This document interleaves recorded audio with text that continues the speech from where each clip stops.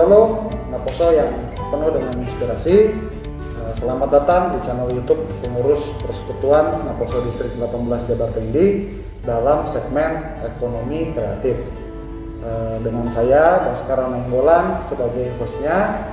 Perlu saya informasikan bahwa segmen Ekonomi Kreatif ini adalah segmen khusus untuk membahas topik sekitar marketplace, entrepreneurship, dan bidang-bidang lain yang terlibat di dalamnya.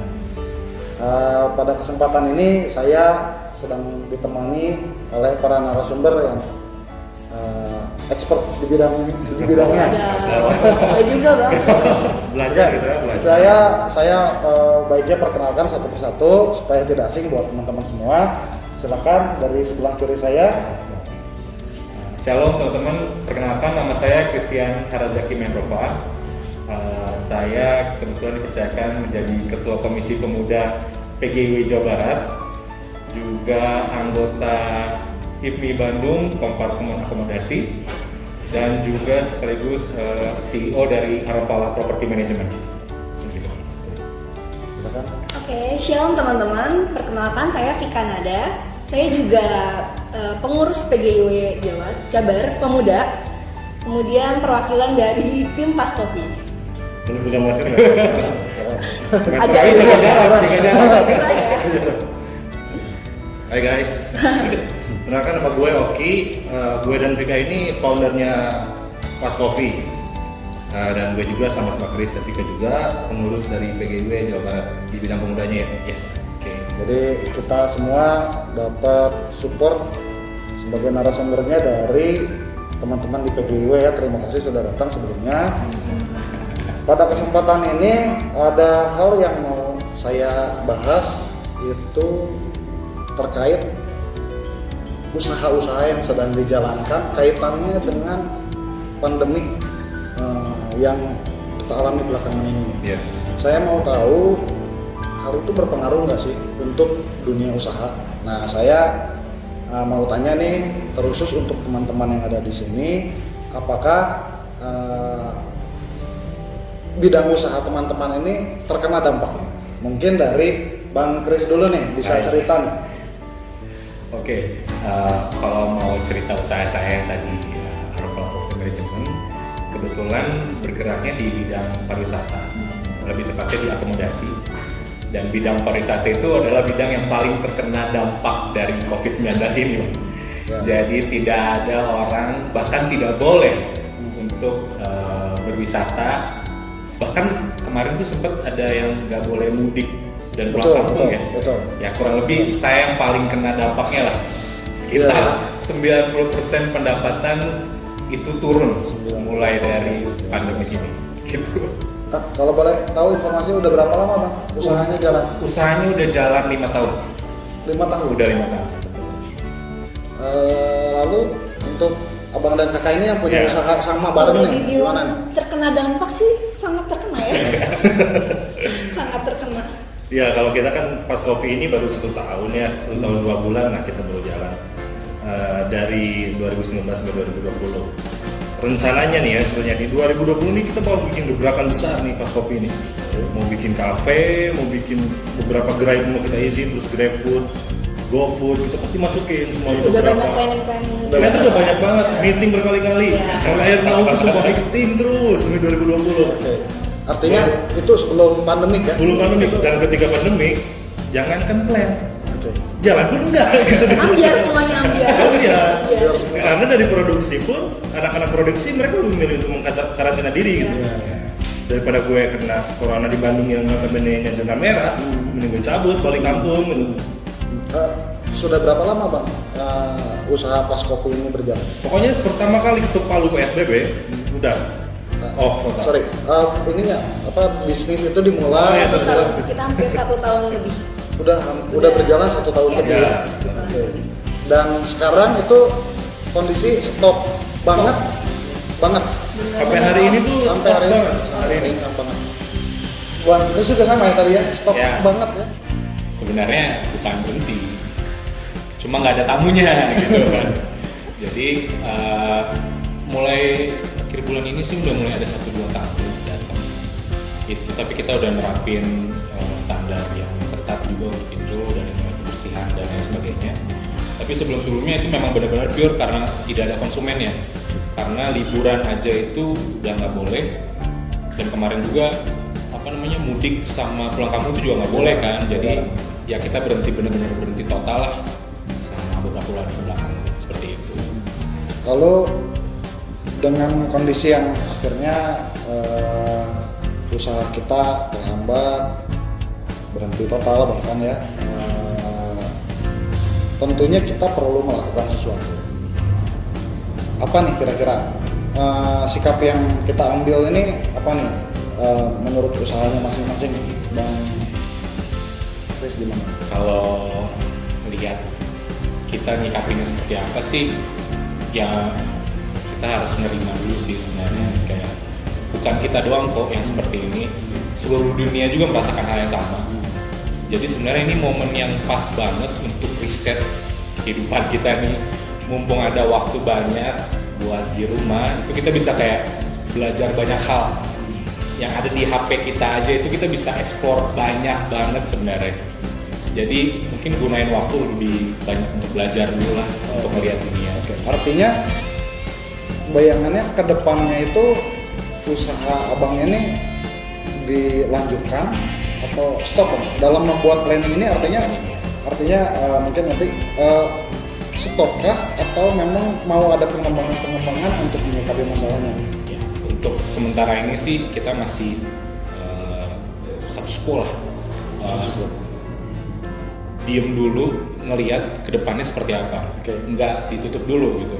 Karena memang di bidang pariwisata itu ada kemungkinan nanti kedepannya yang paling pertama naik habis dari COVID ini adalah pariwisata, karena orang udah jenuh banget di rumah kan. Berapa bulan kita di rumah, nggak bisa jalan-jalan, nggak bisa makan enak dan lain sebagainya. Jadi yang paling pertama, bidang yang paling cepat naiknya itu nanti pariwisata dan makanan. Gitu. Untuk waktunya aja yang belum Waktunya aja yang kita belum. Jadi selama waktu itu kita harus mikir nih gimana ngapain dan menghasilkan untuk bertanggung jawab sama karyawan juga sih. Kalau untuk pas kopi gimana nih pas kopi? Ya kan yang dari di awal gue udah cerita nih sama banget di 2020 ini kita mau ada gebrakan yang gila lah, dari anak-anak ini udah setahun jalan. Tahun kedua ini kita mau bikin gebrakan yang benar-benar disiapin matang gitu. Akhir tahun kita meeting terus untuk menyiapkan, dan ketika ada pandemi ini buyar semua, itu membuat kita jadi awalnya sih nggak nerima, awalnya agak apa ya, kesel lah istilahnya, kenapa sih kira kita lagi semangat tiba-tiba ngedrop gitu ya. Tapi kita belajar, mungkin ini sebuah teguran mungkin ya, coba lu sempurnain dulu deh apa yang udah lu rancang gitu maksudnya. Sempurnain dulu aja gitu, nggak usah dulu mengeluh, periksa dulu, review lagi apa yang udah lu rancang sama kawan-kawan tim. Mungkin sudah pandemi ini kita bisa follow semuanya. Jadi punya waktu buat evaluasi lebih banyak gitu, lebih luang lah. Walaupun artinya gini, apakah akan tetap kita jalankan usahanya walaupun pandemi ini belum selesai gitu? Rencana akan mulai tetap produksi lagi, penjualan lagi. Di meeting kita terakhir tanggal 19 ini kita mau coba untuk jualan lagi. Karena kita mulai produksi sekarang. lagi ya. Karena Bandung udah mulai nggak merah lagi nih sekarang ya. Udah mulai hijau Udah. sekarang. Orange itu apa Bandung? Kuning. Kuning lah masih bisa lah. Berinteraksi dan sedikit pemasaran masih bisa. Tapi untuk gebrakan yang kita udah siapin dengan matang mungkin nggak sekarang. Ada waktu khusus lah mungkin nanti. Oke, selanjutnya saya melihat pemuda di Indonesia khususnya banyak selain abang-abang dan kakak di sini banyak yang menjalankan usaha. Kalau saya bagi kategorinya mungkin ada yang baru mulai merintis, ada juga yang sudah mungkin bertahun-tahun menjalankan usahanya. Lalu terkenalah imbas kerugian-kerugian terus muncul karena pandemi ini. Kira-kira saran apa nih Bang yang perlu disampaikan? Apakah udahlah stop aja gitu usahanya, atau pertahankan terus, lakukan inovasi misalnya ya, atau gimana nih? Saya mau tanya nih.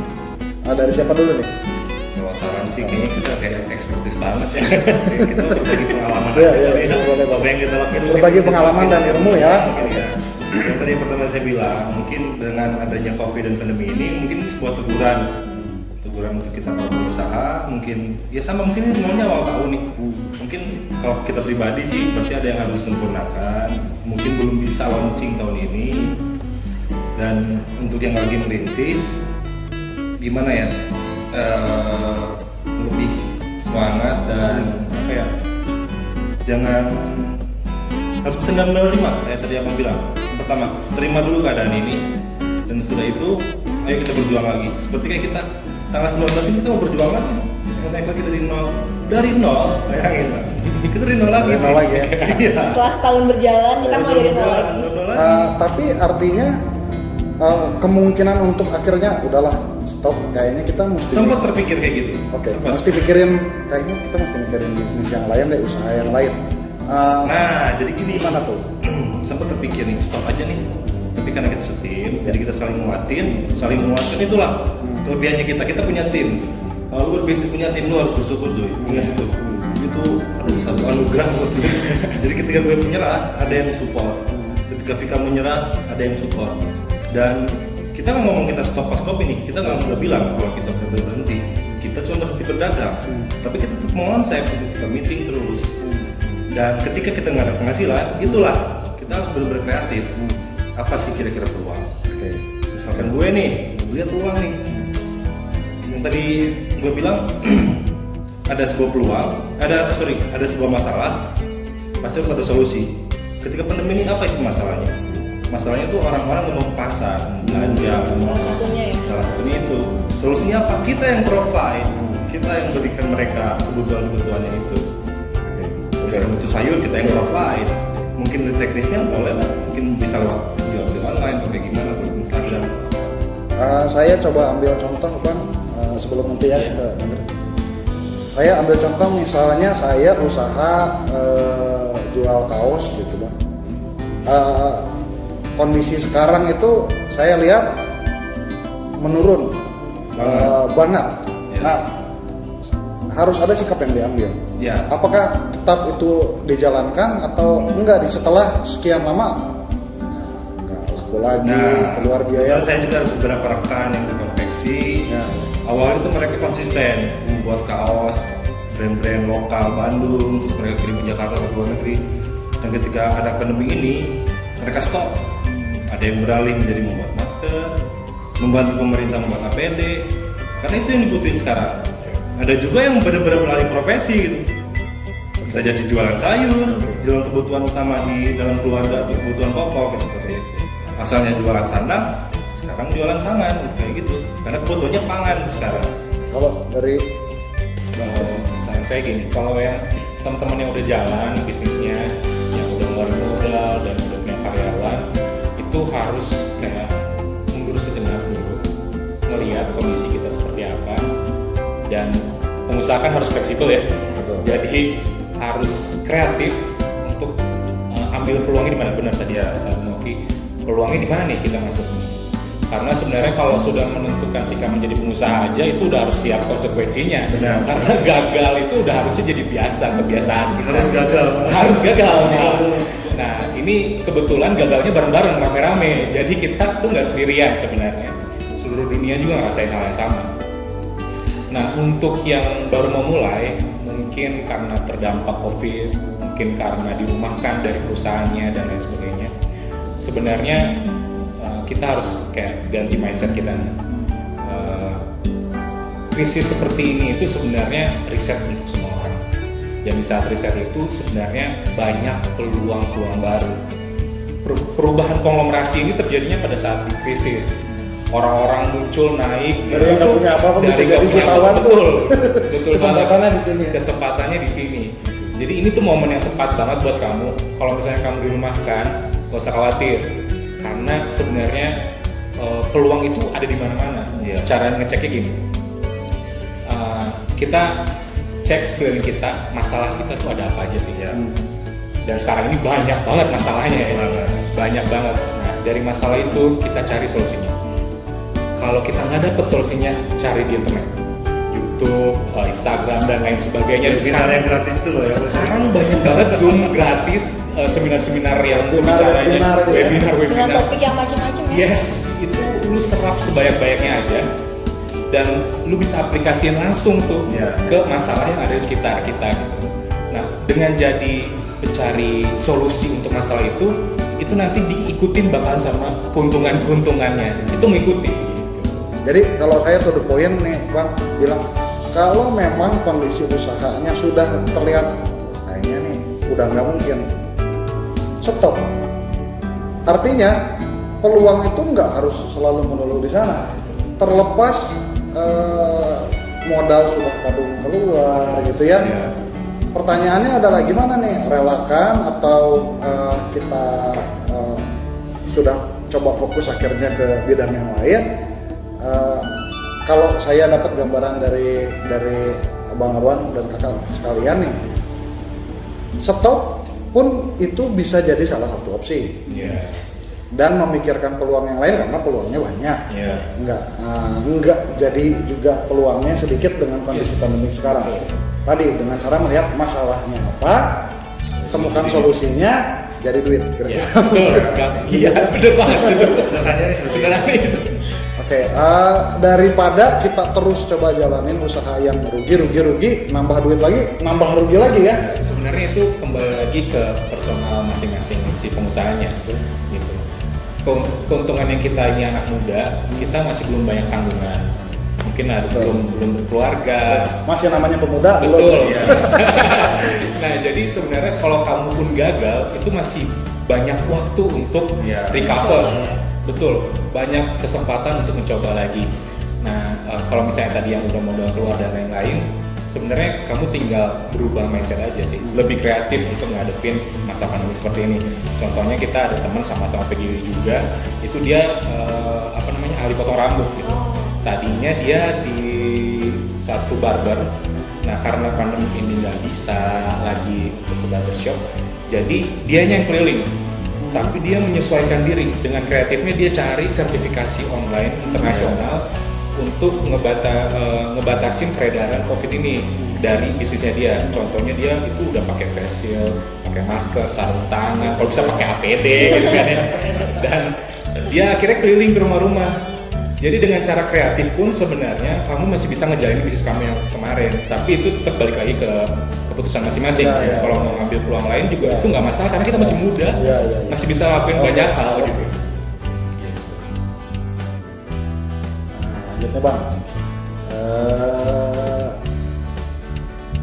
pengusaha di luar sana, tapi kita jangan lupa bahwa kita di sini sebagai anak Tuhan. Jadi sebagai pengusaha muda Kristen,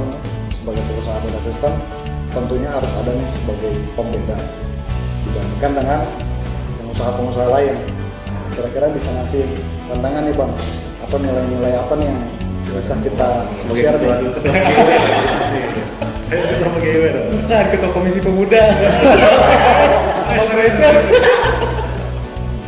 Oke. Ya, kalau misalnya kita sebagai Tuhan dan bidang pengusaha, sebenarnya kita balik lagi ke buku panduan hidup kita, ke Alkitab. Karena di situ juga banyak banget panduan, cerita, dan tokoh-tokoh pengusaha juga di situ banyak banget. Mulai dari Paulus, udah itu Lydia, dan masih banyak lainnya. Mungkin saya nggak terlalu detail ke situ. Jelasin. Nah, tapi beberapa kayak prinsip yang kita bisa ambil sih sebenarnya kita bisa ambil kayak contohnya di yang benar yang jujur. Kalau kita setia di perkara kecil, nanti kita setia juga di perkara besar. Kalau kita nggak setia di perkara kecil, Orang akan kasih kepercayaan itu juga. Terus ada juga di bidang yang kayak kita harus cerdik seperti ular, harus kreatif juga untuk ini. Tapi harus tulus seperti merpati juga. Jadi itu yang melihat hati. Kalau misalnya kita ngerjain ini memang untuk kemuliaan Tuhan, bukan untuk memperkaya diri sendiri, tapi membangun ekonomi jemaat juga gitu. Dan satu lagi yang soal perumpamaan tentang talenta. Talenta itu kan ada yang dikasih 1, ada yang dikasih 2, ada yang dikasih 5, dan itu yang satu nggak menghasilkan apapun. Itu sama aja kita tuh udah dikasih gift sama Tuhan masing-masing. Kita tuh punya salah satu gift yang unik, yang hanya kita doang yang bisa lakuin itu. Dan kalau kita lagi nggak ngelakuin gift itu berarti lagi timpang nih. Ada satu yang nggak berjalan gara-gara kita nggak ngelakuin apa yang harus kita lakukan. Kita nggak usah masalahin kita punyanya 2 atau 5 atau 1, bahkan di Alkitab sendiri 2 sama 5 itu sama-sama kok, hasilnya sama dan dapat rewardnya juga sama dari Tuhan gitu. Jadi itu baik lagi ke kita, apa sih yang harus kita lakukan, apa sih yang Tuhan pengen lakukan di hidup kita. Nah, lakukanlah itu. Kalau saya gambarin talenta itu mungkin saya kaitkannya misalnya salah satunya dalam dunia usaha modal. Betul. Banyak orang kan berpikir sekarang, waduh bisnis saya udah masuk tuh ke sana usaha sekarang rusak. Atau saya mau mulai karena PHK misalnya ya, sekarang dia mau mulai usaha bisnis, rugi. Saya nggak punya uang. Saya nggak punya uang. Apakah berbicara tentang talenta atau modal itu uang gitu atau gimana nih? Nah, talenta itu memang yang saya tahu memang sebenarnya mata uang kan zaman. Iya, kalau di Alkitab ya kita. Cuma sebenarnya Tuhan tuh udah ngasih sesuatu di kita, gift itu yang tadi aku bilang. Jadi gift ini sebenarnya bukan uang bentuknya, tapi apapun yang kita bisa lakukan, kemampuan kita, atau bakat kita, atau keahlian, atau mungkin sesuatu yang kita pelajari dan bagus, itu sebenarnya gift kamu gitu. Nah, di sini kita kayak teman-teman coba pasti nonton ini kan di YouTube ya. Iya. Berarti sudah punya akses internet dong. Itu aja udah modal. Modal. Itu udah modal. Karena semua pembelajaran, semua permasalahan yang kita bisa tahu solusinya itu ada semua di situ gitu. Oke. Jadi itu aja udah modal buat kita. Bukan berarti melulu kita harus punya uang, punya apa. Kita mungkin uang nanti datang dari channel yang lain, dari jaringan, dari teman. Terus keahlian kita masih belum tahu, kita bisa pelajari itu. Jadi nggak ada alasan sih namanya. Jadi intinya kita nggak dilahirkan itu dengan keadaan kosong gitu ya? Nggak sama sekali gitu. Bisa nonton ini artinya teman-teman sebenarnya udah punya modal untuk jalan. Udah nggak modal sebenarnya. Betul. Oke ya. Tinggal masalah bagaimana peluang itu bisa kita cari. Iya. Kalau saya balik lagi tadi ya, intinya adalah temukan masalah yang ada di sekitar kita, di masyarakat kita, cari solusinya. Kalau kita bisa temukan solusinya, itu jadi dia. Iya. Ya? Betul. Oke, kalau kakak mungkin punya opini mungkin terkait apa nih pengusaha muda Kristen bisa melakukan sesuatu mungkin gitu.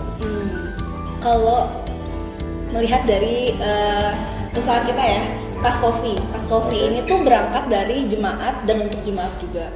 Oke. Jadi itu kita ngambil kopi yang kita olah ini dari jemaat. Kita olah bareng-bareng bersama tim. Terus nanti hasil dari penjualan pengolahan kopi-kopi ini juga bakal ada baik lagi ke jemaat itu juga gitu Bang. Kalau saya boleh buat temanya mungkin ekonomi berbasis kejemaatan gitu ya. Sebutnya Pengembangan ekonomi jemaat. Pengembangan ekonomi jemaat itu sudah berjalan. Selama setahun lebih. Selama setahun. Pengembangan ekonomi jemaat. Luar biasa.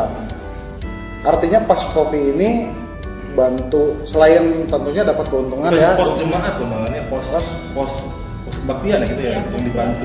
Pos kebaktian. Ya, pos kebaktian.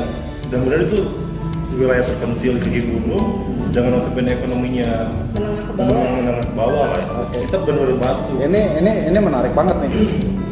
Artinya kalau bisa ke depan kita gali nggak hanya berbicara tentang kopi ya, kita bisa lakukan itu ya. Basis ekonomi kejemaatan tuh artinya produk apapun bisa gitu ya.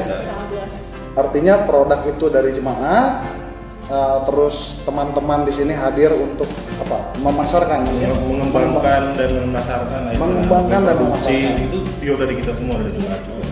Oke, kira-kira supaya sistem ini bisa berjalan, mungkin teman-teman nanti bisa ikut niru nih, bisa lakukan itu di gerejanya masing-masing. Agar sistem pengembangan ekonomi kejemaatan ini bisa berjalan, apa aja nih Bang yang harus ada nih di dalamnya? Jujur susah banget ya, intinya harus ada yang benar-benar konsep. Itu kuncinya. Harus ada yang benar-benar konsep dan komitmen. Komitmen yang paling pasti. Kita semua ini tim Pascope itu bukan cuma bisnis kopi aja, semuanya itu ada kesibukan masing-masing. Tapi bagaimana caranya kita menyisihkan waktu untuk pelayanan dan passion kita di bidang bisnis. Dan itu menjadi kita bertahan sampai sekarang intinya. Dan dibantu juga oleh rekan-rekan yang lain di luar di gereja kita, di Klasis, mungkin di gereja kita Sunda juga. Itu saling membantu juga untuk mensupport kita dalam berjualan dan produksi dan apapun lah itu berhubungan dengan kita. Abang mungkin pernah mengenal nih, pernah dengar gak Bang nih soal ekonomi kejemaatan ini? Pernah dengar gak? Saya pelanggannya. Pelanggan setia kita. Pelanggan setia. Bentuk usahanya pun atau sistem model usahanya Abang tahu juga nih, kira-kira bisa ngasih masukan apa nih? Jadi sebenarnya ekonomi kejamatan ini kita dari PGIW Komisi Pemuda lagi mau ngembangin itu lebih ke cakupannya lebih besar lagi, karena sekarang ini jemaat kita itu salah satu yang terdampak paling besar juga loh, karena ada yang kena sakitnya juga, dari ekonominya juga dan lain sebagainya. Nah, ini tuh sebenarnya peluang besar buat kita itu kayak membuat kayak wadah atau apapun bentuknya, nanti kita masih produk itu untuk membangun juga keekonomian jemaat ini, khususnya mungkin di arah pemuda dulu kali ya. Dan karena kan banyak tuh pemuda yang udah mulai bisnis dan ada juga akhirnya kena PHK dan akhirnya baru mau mulai bisnis. Mungkin di sana kita untuk mensupport mereka mulai dari pelatihan, informasi tentang akses ke bisnisnya, mulai masuk ke e-commerce itu seperti apa dan lain sebagainya. Kita lagi olah nih dengan tujuan kita ngebangun juga jemaatnya gitu kan, dari perekonomian ini, kurang lebih sih seperti itu. Mungkin dari HKBP juga mungkin udah pernah ada kan? Saya sih mau coba kita konkret deh Bang, bicaranya misalnya saya usaha kita bilanglah saya pedagang telur misalnya, saya pedagang telur nih,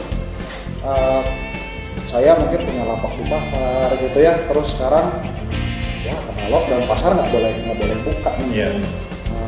Sedangkan nggak mungkin toh saya nggak ada penghasilan terus. Nah, kira-kira dengan ada yang mau kita bangun nih ekonomi kejemaatan, seandainya saya sebagai pengusaha telur, apa nih yang dengan munculnya ide ekonomi kejemaatan ini saya bisa terbantu seperti apa nih? Paling pertama, paling gampang yang bisa dilakuin sebenarnya bentuknya adalah endorse. Iya, jadi dari toko-toko jemaat atau influencer-influencer yang ada di jemaat itu, kita bisa memasarkan langsung produk dari produk-produk yang diproduksi dari jemaat. Nah, mungkin level berikutnya kita bisa bikin katalog bentuknya. Jadi kita kumpulin pengusaha-pengusaha mau pemuda dulu ya, dari usaha-usaha pemuda ini. Ada telur, ada tas kopi, semua. Gitu ya.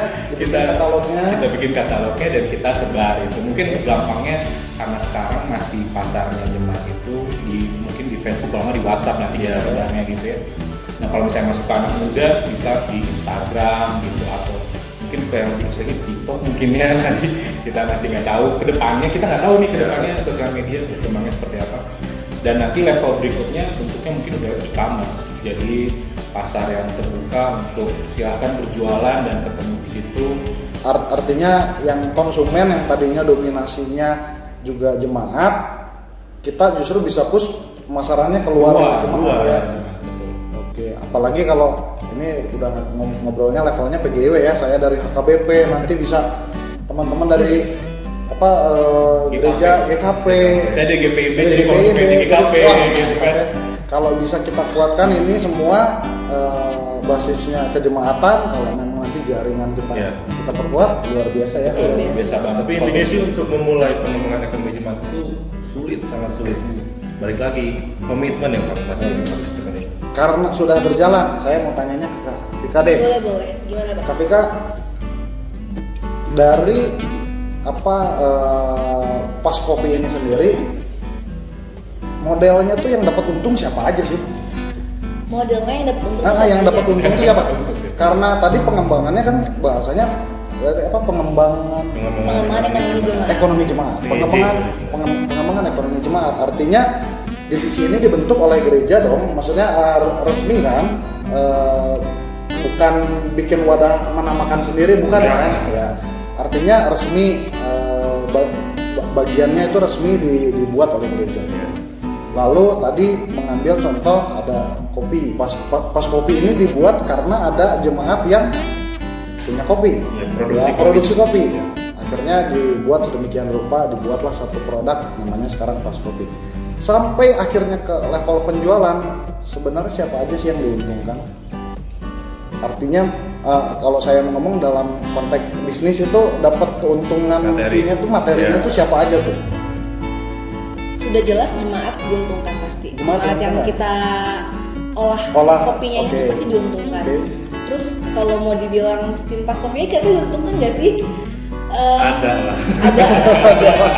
Kita kan fokusnya ke pelayanan itu ya, pengembangan ekonomi jemaat. Bonus lah istilahnya itu bonus. Tapi artinya bonus bentuk uang saku pun itu nerima ada ya porsinya. Tapi itu nggak kita nggak mikirin buat Pas Kopinya sendiri yang buat dapat untung besar gitu ya, karena kita fokusnya itu benar-benar jemaat. Mengembangkan si usaha jemaat itu ya. Artinya itu lambat laun mungkin bonus lah ya. Bonus. Bisa jadi besar, bisa jadi. Wah itu bonus besar kalau misalnya bikin kafe atau apa itu bonus besar. Tapi itu salah satu planning juga ya. Itu planningnya. Harapan kita tuh kita bakal bisa punya kafe sendiri gitu. Oke. Bahkan gereja sendiri mungkin ada ambil bagian menerima sesuatu mungkin nggak? Paling ada berapa persen kita ngasih ke jemaat. Oh iya. Jadi itu kita kayak dari keuntungan penjualan Pas Kopi ini kita ada sekian persen masuk ke persembahan jemaat gitu. Jadi kita ngebantunya juga lewat situ. Oke. Jadi bukan hanya kita ngambil kopinya, mereka dapat untung, tapi kita juga ngasih Jadi keuntungan kita dari mereka. hasil penjualan kita, Hasil penjualan kita. sekian persennya buat persembahan ke jemaat. Nah, sejujurnya melihat tadi kayaknya masih cukup abstrak. Ada hal yang mungkin bisa kita lebih konkretkan, membicarakan supaya ekonomi kejemaatan ini bisa berjalan. Teknisnya apa yang dibutuhkan dan bagaimana gitu menjalankannya. Ya sih, yang menurut yang sepengalaman kita ya, sedikit berbagi aja, untuk bisa menjalankan pengembangan ekonomi jemaat, yang pertama tuh harus ada konseptornya yang pertama.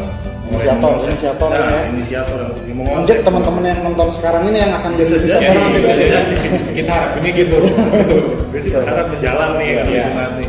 Yang pertama harus ada inisiator yang mengonsep, dan setelah itu terjunlah ke lapangan, ke gereja-gereja, lalu lihat peluang apa yang ada di situ, dan kira-kira peluang ini bisa dikembangkan nggak. Kalau misalnya peluang ini ada sedikit hambatan, datangkan expertise. Kalau misalkan untuk pemasaran bisa dibantu, kalau misalkan segi kualitasnya kurang bisa dibantu oleh expertise. Expertise caranya kayak gimana? Sekarang tuh banyak banget cara itu. Jangan takut, kampus-kampus itu wajib apa ya? Istilahnya kemarin kita ada program pengabdian masyarakat. Pengabdian masyarakat itu bisa lewat program ekonomi kreatif, pendidikan. Tinggal ajuin proposal. Itu gampang banget cuy. Gampang banget. Dan expertise akhirnya nanti akan turun tangan bantu ya. Bantu. Apa masalahnya di segi pemasaran kah? Segi kualitas kah? Atau segi apa? Itu sih. Saya mau bahas sedikit tadi ngomongin tentang coba cari potensi yang ada di jemaat. Maksudnya berbicara potensi ini artinya produk dan jasa ya? Bisa. Atau produk dan jasa ya? Produk dan jasa. Jadi misalnya dari produk dan jasa itu kemudian akan dikembangkan, itu gereja itu bisa mewadahi untuk minimal tadi mengembangkan kualitas produknya dan atau memasarkannya gitu ya. Untuk toolsnya memang butuh expertise. Kalau memang nggak ada, solusinya minta tolong. Ternyata kampus-kampus itu wajib ternyata ya, wajib pengabdian masyarakat ya. Jadi punya mitra-mitra. Jadi teman-teman juga nggak usah khawatir, bisa nanya ke kita bisa bantu fasilitasi nanti itu ya. Dari abang mungkin nih bang punya insight lain nih bang. Kira-kira untuk teknisnya ada lagi yang perlu jadi perhatian nggak supaya ini bisa berjalan? Paling sih langkah kecilnya kita mulai dari ngobrol dulu aja nih. Kayak tadi kita sebelum acara ini kan kita ngobrol di belakang, itu langsung udah timbul tuh ide-ide sebagai insider. Mungkin kalau misalnya sekarang masih belum bisa ngumpul, bisa Zoom meeting dari teman-teman pemuda gereja, mungkin menceritakan kesehariannya gimana nih, saya gimana. Nanti dari situ muncul sendiri itu kira-kira ada ide yang sama.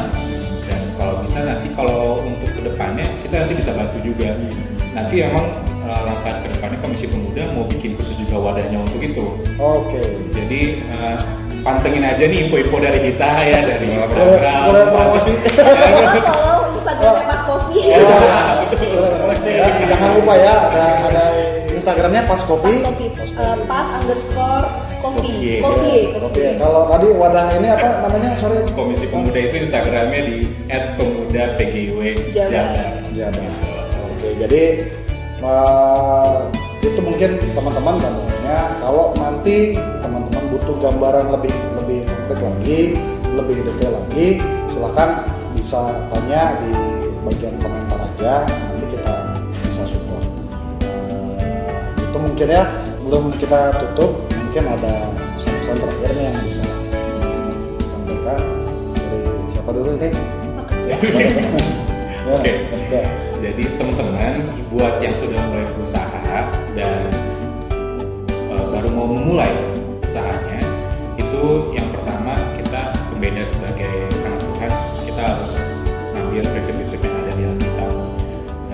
Yang tadi kita udah bahas juga, gak usah takut gagal, karena gagal itu sudah pasti. Bahkan kita perlu untuk gagal untuk belajar ke depannya lebih baik.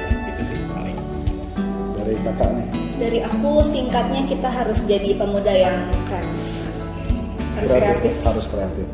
Kalau aku sih kita harus dukung terus ya sama teman-teman kita yang terjun di dunia usaha. Misalkan kalau lu punya teman pengusaha apa, misalkan sering ngepost posting terus spammingnya di IG, lu jangan nyinyir cuy. Daripada nggak boleh, lu mending Bantu. repost, bantu promosiin. Maksudnya situasinya lagi beda nih sekarang, intinya saling support aja intinya. Saling support. Intinya saling support. Iya.